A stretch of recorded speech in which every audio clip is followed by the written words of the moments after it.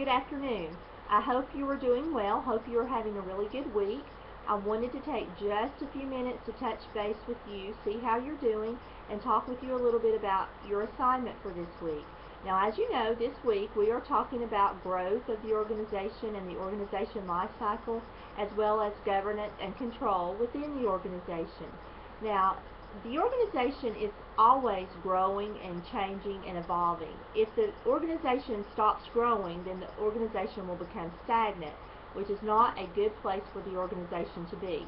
However, we learned this week, as we are looking at the stages of the organization life cycle, that if the organization does come to a point where it is no longer growing or functioning in a way that is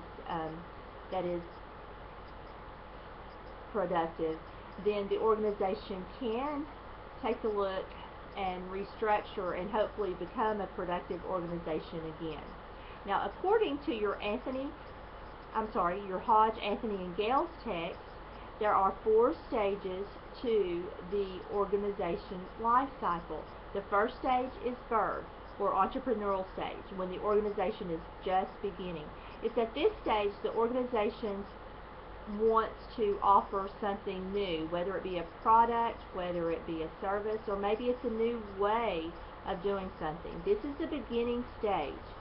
As the organization continues through this stage and continues to grow, the organization will come to the emergent stage.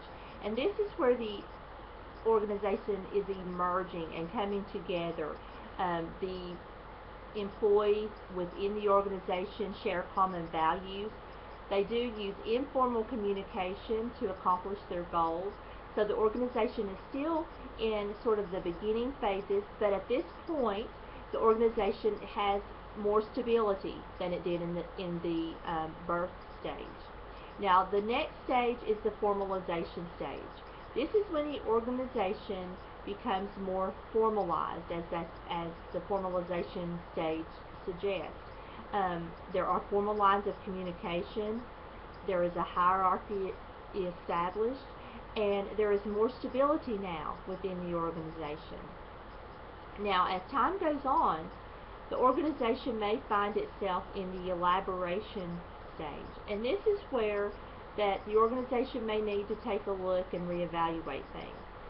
There may be things internally that need to be changed. There may be something within the external environment that requires a change of the organization. So it's at this point that the elaboration stage, where the organization may elaborate on where it is and consider making some changes so that it can become again or continue to be a productive organization.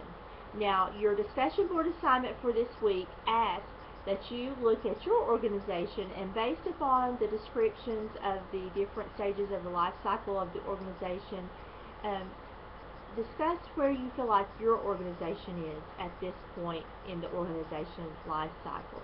Also, I wanted to remind you that your quiz number 2 is due on Sunday evening at 11:59 p.m. So don't forget that you need to do that for that assignment for this week as well. Now, I wanted to also talk with you a little bit about your practicum time. Some of you have gotten started now, and as you are getting started, I would ask that you would email me just to update me, let me know how things are going, let me know if there's any problems or concerns, and just sort of keep me in the loop so that I know that things are progressing well for you, or if there's something that we need to do to make a change. Some of you I know are still waiting to get everything approved, and I know this is a long process and it's a frustrating process when you're waiting and needing and wanting to get started. But hopefully everything will get in place soon and you'll be able to start. Now, there are a few of you that have not gotten me your preceptor CVs or your clinical site request forms, and I do need those as soon as possible. I would ask that you get those to me this week, because once we get those in, there are some other things involved before we can get you approved to go to your site, and that does take a little bit of time, so we need to get that squared away as soon as we can. Also, I wanted to let you know, as I was reading your discussion boards, I know some of you mentioned that you didn't have a a good understanding or didn't have a lot of information about the Affordable Care Act. And I did find a couple of good links that can give you a little more information. One link really combines it and makes it real concise.